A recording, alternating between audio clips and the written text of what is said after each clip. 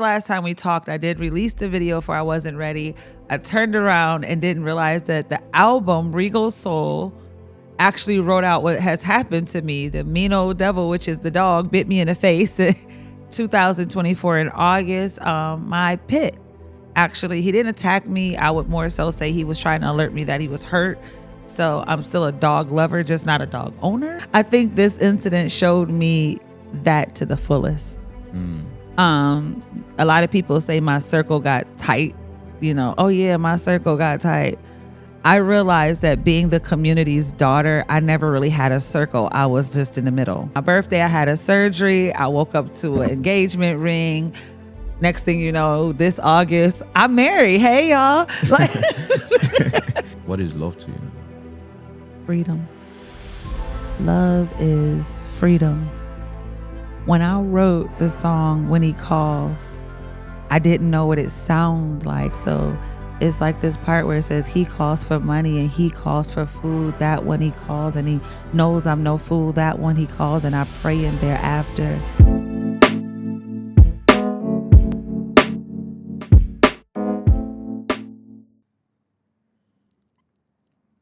Yo, what's good, man? This is Special Podcast, which one and only host, Glory Boy, back here with our next special guest in the building. This special guest, you have seen her before. She have appeared on this show. It's been a while.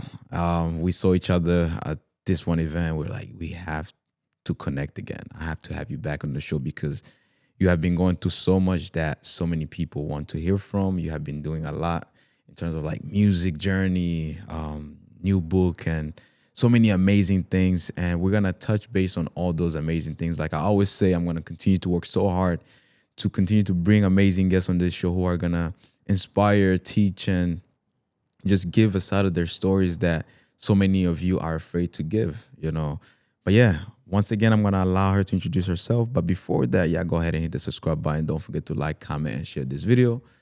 And once again, welcome back, Queen. Hey now, how are you? I'm good. Glory. I mean, that's been my word lately, glorying. And I'm grateful to be back here. I'm grateful to be back to tell a side of what has happened since the last time we sat here. We thought it was the music, right? Yeah. It's so much more than the music. So my name is MC Queen Solar, and I'm here to tell you how you can always turn your tragedy into triumphs. And before we even start, you're one of the biggest MCs in Buffalo.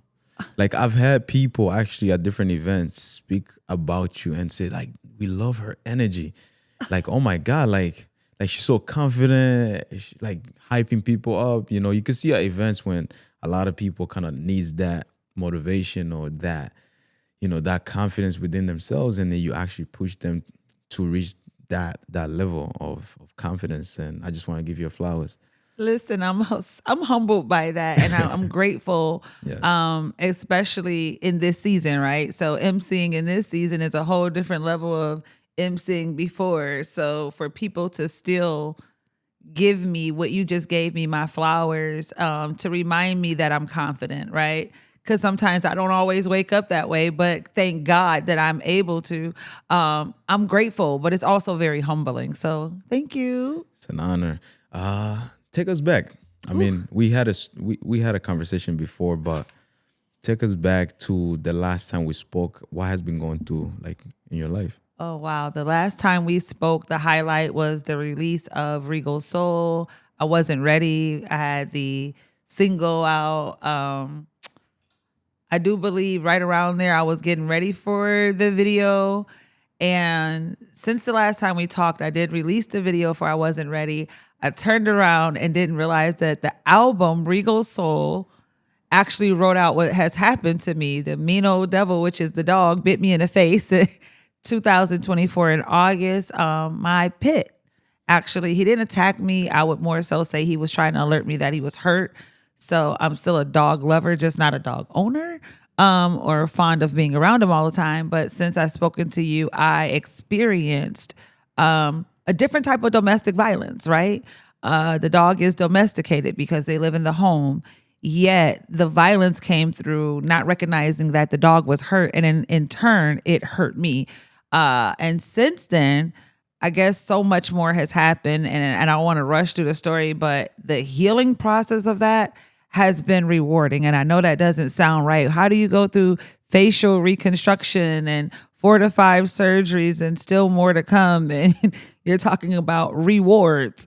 I will say that this traumatic experience has taken me into a place of, I just want to live and live my best life ever. And whatever that looks like for what I'm called to do, what is my purpose, what is my calling, what is it that I'm dedicated to do? And if it's moving the crowd, let's move. If it's speaking to children, let's speak. If it's talking about animal advocacy, because we do need to recognize, I found out so many people get hurt by animals, dogs in particular. You know, pits have a bad name, and yet we don't talk about it. So it's like these trauma-driven people walking around this earth that because it's not cancer or because it's not domestic violence of male and female or family, Right. it's overlooked. So for me, it's given me a different voice of advocacy as well as building that confidence. Oh, I want to touch base on the dog itself. I mean, because so many people probably have those similar dogs in their homes, but they can't recognize those dogs. Like, let's say, their reaction to things or their behaviors. What were some things that your dog was doing that kind of led to that experience? that's a good question. And thank you for asking. One, it was a rescue dog. I have no clue on the many years prior to me getting the dog through a family member of what that dog experienced. If you could have asked me a long time ago, I would have told you that the dog had no teeth because we had no canine no record. teeth. From what you saw, no. If you were to open up his mouth, you would think that it was just all gums and some back bites, but nothing in the front. And very mild-mannered, very loving. He was a part of my blog. So for people who have followed me in the past, he actually used to do fun stuff with me, take walks and talks. We actually let him go to another home for a little while temporarily. And when he came back, he was hurt. And what we found out is as I was trying to get him help from his paw being hurt, I didn't know how to handle that. I wasn't aware of what it took as a dog owner. When your dog is hurt, how do you handle it, right? So I'm Right. sitting there like, let me call the vet. I've done everything that I thought I could do. Let me call the vet. But at the same time, if I'm calling the vet, sitting right next to my dog, right? He's comfortable in his space. I'm sitting. Something said, call my son to come down as I'm calling the vet because I'm going to need help to get him to get to the doctors. And in the middle of that, I just turned and I looked, and my dog didn't pounce. My dog didn't attack. He did not growl. He kind of like turned, and you would have thought he just kissed me. Like that was normal. You know, that was what I thought was normal. Yet instead of a kiss, it became a clamp. And that clamp, we were eye to eye, and his name was Duke. And Duke had one brown eye and like this greenish blue eye. And we kind of locked eyes. And I'm like, okay, Duke, you got to let mommy go. And his eyes were crying. I remember that. And although I saw tears coming out his eyes, my son did have to unlock his jaws by hitting him in the head to make him remember to unlock. So those are some of the things that happen. In retrospect, being told sometimes you may need to muzzle your dog, or you know, maybe I let it go a day or two thinking that, oh, maybe it wasn't as serious, but maybe not let your dog hurt as long. You know, these are things that I wasn't aware of then, but I found out in retrospect. Yet I will say that I'm grateful that my dog did not go for my jugular. Oh, yeah. He didn't go for any vital parts. And even afterwards, as I was rushed to the hospital I love my care team. I still care about my care team to the day, ECMC for life, right? That's why I wore my medical doctor's thing that came all the way from Jersey, whole nother story, but collated. I remember the dog crying on my way out the door. Crying. Like OMG. And then I had a little chihuahua at the time who was just so confused. She's a puppy, you know, at the time. And she's so confused running around. And my son is trying to handle that. And as I'm in the hospital, the dog was put down. And that was a decision. You know, I've since then So I've that's what happens when a dog does something like that. well, it depends on the circumstance. Okay. And that's what I found out through advocacy, or should I say just listening and meeting people and sharing my story. Okay. Some people would inbox me, call me, text me, you name it. I'm thankful for that community. Hey, I've had a dog that attacks me all the time. I didn't think about it until you said it this way. You know, thanks for making me think of it different way. I really love my dog, but I understand. You know, some people have aged dogs that are older and distemperamental. So I think it's about the ownership and then what is the action of the dog. I mean, You think also it matters what breed you get to, you know, own? Because there has been a saying that the bulldogs and the pit bulls, I'm sure, if I'm correct, but like those dogs are the most aggressive dogs, and they have been doing things like that to so many other people. they do get a bad rep. I will say that the pit bull breed, right? Because I had an American bully. So you look at them and you're seeing this bigger, structured dog. And yes, it could get a bad rep, but I've heard of Chihuahuas chopping ankles off. I've heard of, I know it sounds funny. It's like a little yeah, but it's like, oh, it's just a little Chihuahua. But if it get a hold to your flesh with those sharp teeth, I've seen people like that. I've seen mixed breeds, or should I say, I've heard of mixed breeds attacking teenagers just because these animals have gotten away with attacking other people. We laugh at the mailman running, but we know many mailmen have gotten attacked by all kinds of dogs. So I think it's about the temperament of the dog and the relationship that the owner has to that, you know? Right. So yeah. Man, that's insane. You know, I do like dogs, but also it's one thing to say, like, you never know, because a lot of times because coming from an African household, when we came to America, and I'm seeing people so loving because our dogs stay outside. You know, they can't be in the house. They're on the not couch. domesticated. Nothing like that. You know, and when they're eating, we feed them like meat and stuff like that. Here, they have their own food. You go shop for the food. So like when I used to see dogs here, I'm like, how people are so comfortable allowing that dog to lay next to them. You know, like what if that dog somehow just say, you know what, I'm hungry. Let me go. Let me go attack this person. You know what's going through their minds. You know, It's a lot. like so much stress for the dog. But like instead of just focusing on the dog itself, I know throughout that time, I mean, you was rushed to the hospital. You know, a lot of things was going through your mind. I'm sure you know, am I gonna survive? Is this my last time being here? Like I have a family to take care of. Like, how will I do that? And I'm going through this. But like, tell us what was going through your mind as you was on that stretcher, as they were pushing you On in the hospital? stretcher, I think I just wanted my community to one, let me put my dog down the right way, because I live in an area where we're very community oriented. Sorry. And so I had to tell the homeboys, like, yo, chill. The SPCA and whoever, the vet people gonna come get the dog. In the ambulance, I remember my son, you know, and I thought about all my children. When I was looking in his eyes, I thought about, okay, what happens next for them, you know? And then I'll be honest, like that's my mouthpiece was gone. You know, I went through a lot of trauma I ran out the house after the dog bit me, and I was like, okay, I just ran down the street. Like you'd have thought it was a scary movie. But I really got to the hospital and all I remember is air.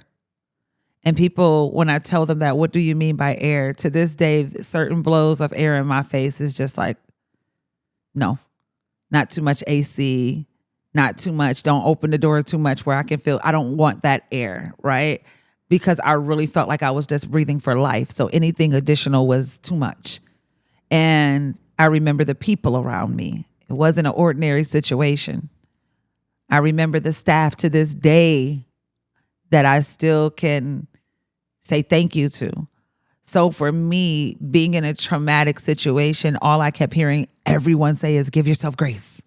Give yourself grace. Like the nurses, grace. the doctor's grace. Did you ever get pissed off in a way that you guys don't know what I'm feeling? Like, Oh my gosh, yes. I drew pictures about it. I wrote poetry about it. Like straight out the hospital, I started writing poe-trauma. So soon you guys will see this like crazy book of poetry because I came home and I'm like, do you understand that I speak for a living?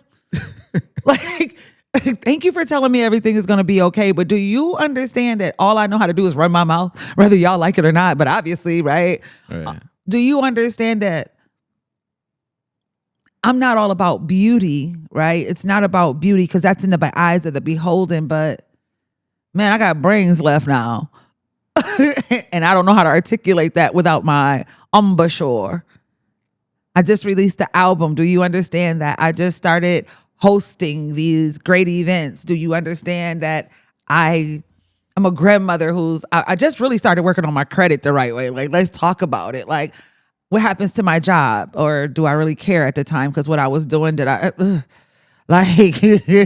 was it a release from that? So I got angry in moments, but it couldn't last because I was submerged around people who would say, hey, what you want to do today? Nothing? Okay. What you want to draw? You want to walk? You want to cook? You want to eat? And I couldn't eat a lot, right? Right. And then along the lines of this healing as well, it was this special guy who was like, nah, we gonna eat. Nah, we gonna laugh. Nah, I'm gonna, you who? I don't know who you are. It's Queen Solar. I'm meeting Janae. I'm meeting the person. I can't tell my mama your name is Solar. I can tell her. This is where the jacket comes off, right? That's and the healing begins. And this man walks into my life and helps me to heal. I needed isolation from some things. I needed the voices to calm down. I needed to learn how to rest. And here comes Mr. Powell. And Mr. Powell came into my life with a smile. And people don't notice, but I started writing a book in June. The incident happened in August. By the time I released the book in November, Mr. Powell and I were already like, I guess, dating. And when you read In the Shadows of Her Praise, I'm like writing this love story. And I'm like, okay, why my fingers won't stop writing this love story? Because I know it's not my love story, but hopefully somebody else can get in love by this. But Mr. Cold Spring extended his hands and I'm just typing this crazy love story from June. Like, I didn't even spend Juneteenth in Buffalo. I didn't know what I was preparing for, right? Even in August, as I'm going through this, I finished writing the poetry and I'm like, let me get back to the book. And Mr. Powell was the outcome for me. And in the back of In the Shadows of Her Praise, it's an accountability part of that book, where you're accountable for what's in your shadows and how you bring it out. All I know is by my birthday, I had a surgery. I woke up to an engagement ring. Next thing you know, this August, I'm married. Hey, y'all. and you know what makes me so happy is that you're so like you're happy in a way that people may not even recognize that you actually went through all that. Pain is sometimes it could be bearable and sometimes it could just, you just give up on life and say, you know what, especially like being bit by a dog. Now, your face is all changed up and you don't feel the same anymore. Probably when you look in the mirror, I might have a question for you in that, but like you may look at yourself and say like, oh my God, like this is not me. Let's talk about that because that when you go through that where your face changes, your body changes, you get a scar or anything, it does impact you drastically. Like it makes you feel less of yourself at some point in your lifetime. How do you feel now, like when you look in the mirror? I am not the same.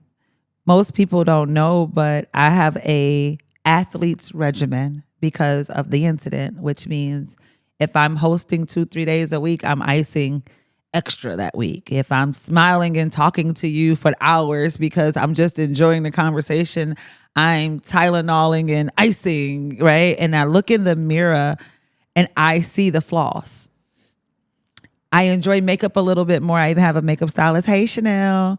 I got an outfit who Dress for Success covers me for, that's fine. she just, listen, I got a team. That's what I prayed for. Yeah. But when I look in the mirror, I have a team around me who also helps me to embody the changes that I see. my photographer for my wedding, I think Black Pearl Photography, did the best job covering me and still exposing that I'm healing at the same time. And all of those pictures are not even out. Yet I remember somebody, you know how we are social media driven nowadays, right? And I had somebody say, oh, they did a great job photoshopping. And that was a trigger.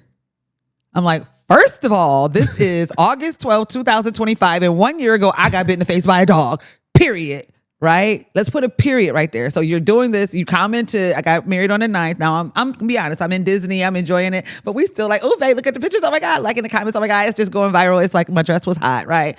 And you go Photoshop. And I'm like, trigger, because first of all, it's the day that I'm enjoying the fact that I lived one more year. Second of all, you can't Photoshop this if you tried. I have correctional surgeries that have been done where I've had reconstructive, where this skin that you see here that really has bunny hair right there, something, you know, it's cool. But it comes from my forehead. What? Where they reconstructed it. ECMC bad. Dr. Fries, he's my guy. Follow me on YouTube. You'll see what he does with me through the journey. And it was reconstructed to make me a nose. And then I had to go through that phase. I got my first kiss in the middle of that, looking like a unicorn. He was like, "Babe, you so cute." I was like, "Oh my gosh, I'll never forget that." Right? My first kiss in the middle of a skin graft surgery. Like, who does that? So when you're saying Photoshop, I know for a fact that my doctor A-lined this perfectly, right? Right. And so when you're also saying Photoshop, I know I still have another surgery to go to fix the bridge of my nose. I have to look at myself without makeup some days and be like, oh my gosh, let me clip my bunny hairs so they're not too whiskery. Some days this is still swollen. When it rains, we're not friends. Most of the time I try to tell people it's probably not a good day to talk to me on a rainy day, but I don't say that because I care, right? But it's real. So I'm not out the woods. Yet what keeps me strong and vital, and I guess that confidence that people keep reminding me I have, is that I'm not in the woods. I'm not out of them. I'm kind of like on the outskirts of them, right? Yeah, that's, man. Let's talk about the jacket that you took off. Oh, yes. Because you said it's so much to it. It means so much to you. Why? Because it came from Jersey at a house party and I didn't ask for it. And DJ Sess went all the way to Jersey and was telling my testimony to a vendor there and was like, I got to get that jacket for a young lady that we call MC Queen Solar back home, da-da-da-da. And it says everything about me. And the lady did this whole video and she encouraged me all the way from Jersey or wherever she's actually from. And when I saw this jacket, it empowered me to remember how covered I am, that somebody would think so highly to share a testimony about little old me, right? Who just like to rock the mic. That's what I do. I enjoy dancing, singing. I enjoy when I see smiles. And this jacket is everything. It's like speak your truth is in the back. Right? I want you to take some pictures before I leave because your studio is so hot. Oh my gosh. Sidebar. But it says speak your truth, and that's all I've ever wanted to do because that's all I've ever known to do. So for somebody to be able to take a testimony of what happens to someone else and show that God is in the midst of it, you know what God gets out of that? The glory. No pun intended. Amen. Oh man, that is crazy too. Like certain things can have so much meaning, and you wouldn't even know. You know, a lot of times, like even myself, I look at certain things that I may have in my room or even in the studio itself, and I'm like, man, like that really means so much to me. That is my purpose, you know. And shout out to the DJ, Sess, yes, for bringing you that jacket, because that it also shows that true friendship, because not everybody think of you in the worst moment. Did you go through that? I think this incident showed me that to the fullest. A lot of people say my circle got tight. Oh yeah, my circle got tight. I realized that being the community's daughter, I never really had a circle. I was just in the middle. And this incident showed me the difference in people who genuinely see you, want to understand you, pray for you without praying on you. No opportunists, right? And don't bring you drama. Like I learned that because when I'm going through this, I can only take but so much drama. No disrespect. I usually can take on everybody's drama. Like, let's get out here, fight, rebel, you're rouse. fierce. Like right Nobody now can play with you. Yeah, now I'm like, yeah, that's kind of not my fight. You got this, right? So this showed me that people can show you how they don't care or how they may have been around, and as long as they thought you were going where they wanted you to go. I learned a lot about selfishness and selflessness in this instance, and I've also learned it's okay to set boundaries, whether it's with family, friends. Don't matter. There has to be boundaries because healing comes from that. Healing doesn't come from everybody being able to get in your space. And I think I even let a couple of people in my space, and it tested me to realize what is vexing and what is not. Right? And then there was the growth spurt.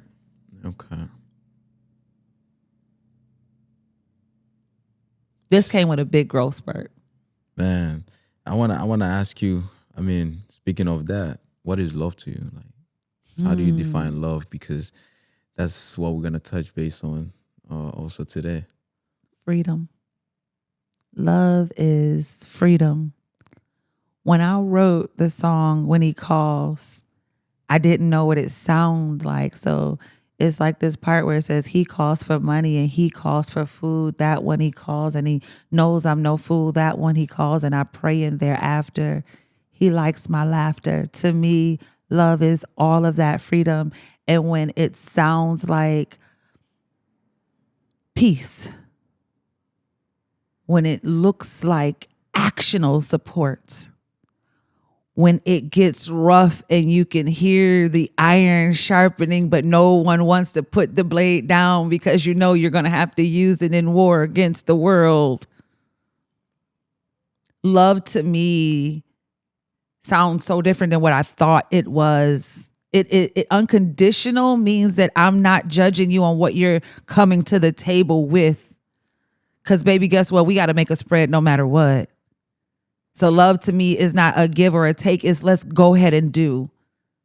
Let's refuel each other. And love to me is universal. If I love you, I got to love you for all that comes with you. And I need to know you. So talk to me. People say, how did you guys get to know each other in such a short span of time? Talking and listening goes a long way. So that's what love sounds like. I want to hear you. I want to know where you come from and let you know we don't have to go back there, but that's a good place for us to build from so that we can go where we need to go. Right. So, yeah. And it also sounds like our trust in God. That was our theme for our wedding, but it was our trust in God, not mine or his or someone else's, but it was ours and how God was leading us. So that's what it sounds like. And you met him through your most toughest moments. I met him because I needed a haircut because I'm committed to my mohawk. And he's been my barber ever since. Between Candace does my hair at 716 Hair Candy, I've been rocking this mohawk for, I think, committedly the last 3 years. And there's an end goal. I just really want a long braid. And so right before my first surgery, looking like a ninja, I walked into the barbershop and I was like, can you cut my hair and be real gentle? And he was like, oh, okay. Sure. And he was gentle. And as we talked, we discovered that I was the young lady who told him don't sell his house 2 years ago. But I was working on the Kensington 33 and he lived in the area. And when I first met him, he was interested in a wife and I was interested in my hustle.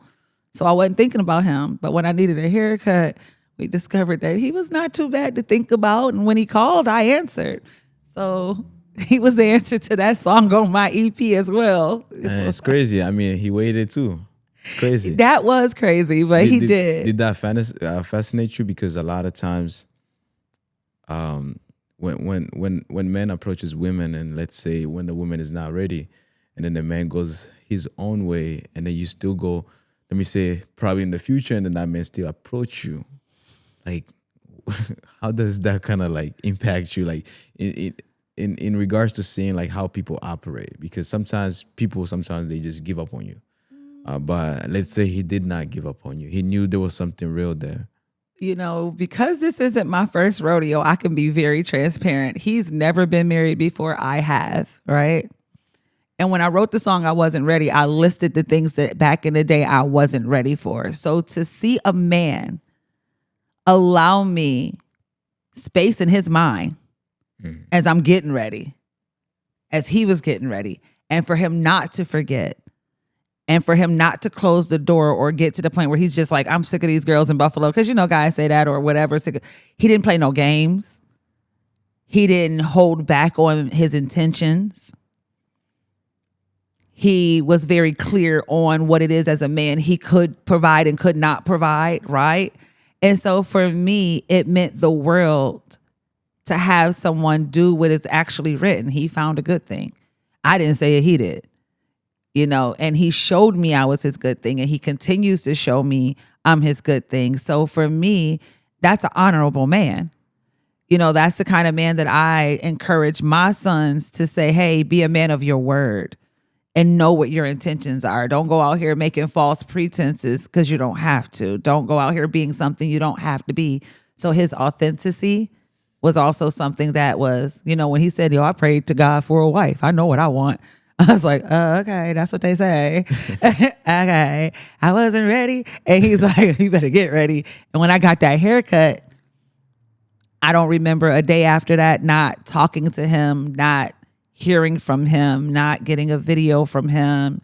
I wasn't sleeping when I was going through these changes, because this face you see today, people don't know. There was a point in time where my mouth was not open and I had to drink through a straw, you know, and he was right there, whether it was on a video chat or just sitting there with me. So it means a lot, a whole lot.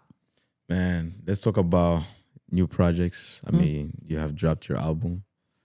You have a book coming. Actually, the book is out. Right now we're pushing In the Shadows of Her Praise, which is a novel love story, a little fictional. But I always tell people, we did squeeze the dog bite in there, right? Hey, it's in there. And the reviews that I've been getting back from In the Shadows of Her Praise is giving me some opportunities to speak at expos, such as the WFO Expo coming up here in Buffalo and in Atlanta. I'm speaking about domestic violence, not just through the domestic violence that I've overcome, but also pushing that what it looks like to have to suffer through animal domestic violence. So it's some great engagements coming up. The fact that this happened prior to us actually pushing the album all the way, like, that's crazy, right? We got one video done. We really didn't even get to tour with it. So for me, I believe that this is the season, right? Because also I can match the story up to the songs. Like, the songs are going to come out with a little bit more power and we're recutting some of them because there's a story behind it. There's realness behind it. I'll give you a leak. Ready for this?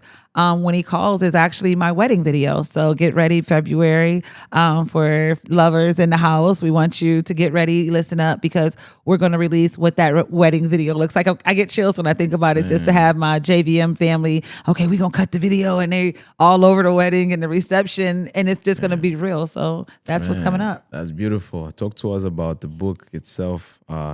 Like, when you was writing that book, and I know a lot of people, you know, when you have been through so much, you're writing the book and you're shedding tears, and let me say, like, because you want to pour everything out. Because that book, because a lot of times, I mean, throughout history, they always say, if you want to keep anything from anyone, put it in the book. Because people keep the most valuable things in the books, you know. What was going through your mind as you're writing, as you know, just being vulnerable with the people that are going to be reading that book? It was unreal because I started writing it before the trauma, right? So identifying the characters, and then you're becoming one with Gabrielle, who's one of the lead characters, you know, a young woman who's just reliving life. You become familiar with her. You become understanding as the writer of where you think she's going. And Then all of a sudden you get bit in the face by a dog, and I'm gonna be honest, I wanted to delete the book.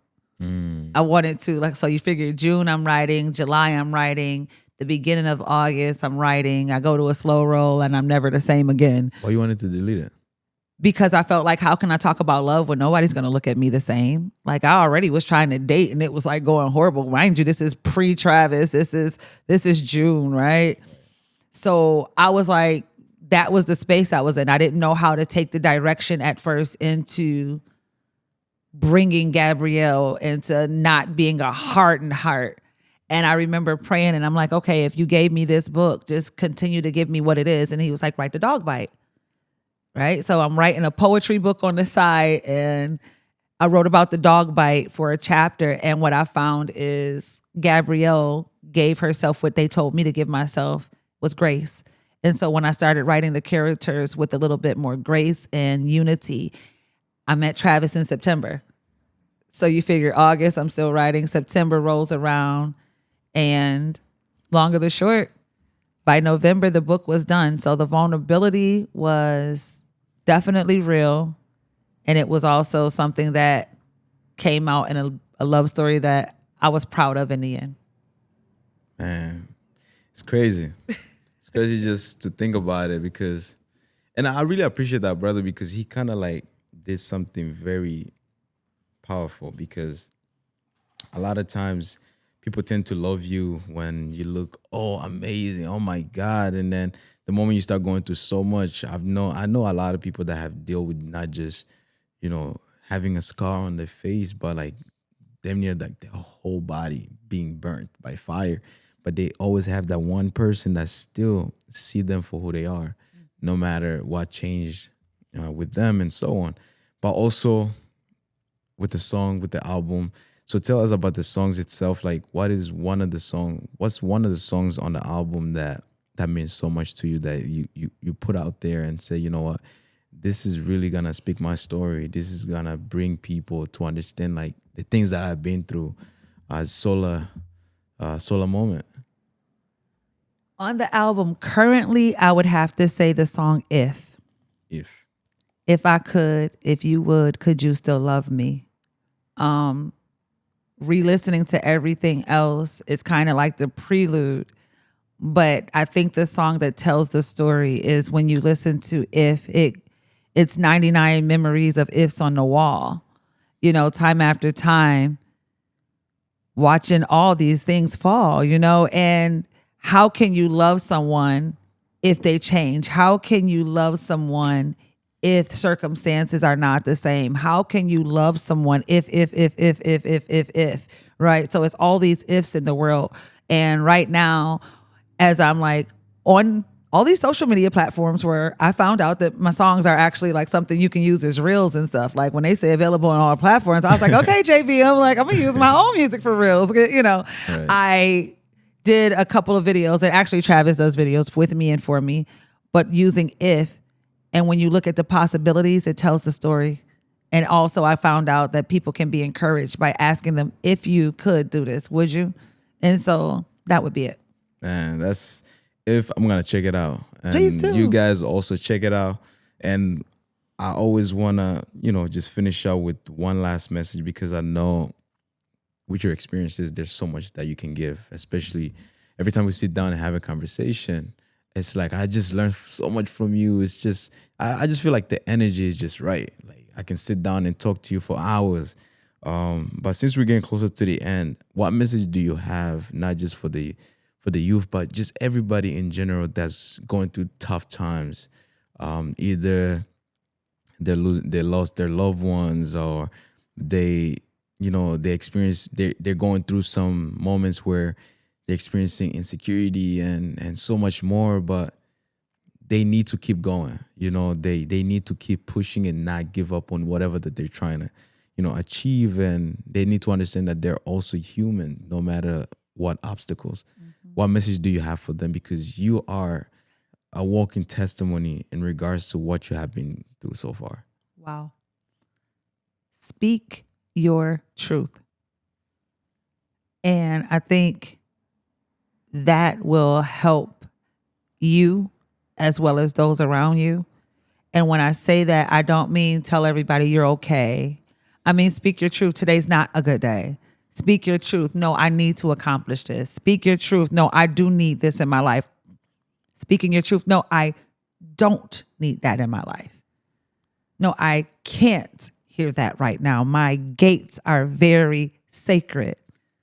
So when you're speaking your truth, it's not just through your words, but it has to also be your actions.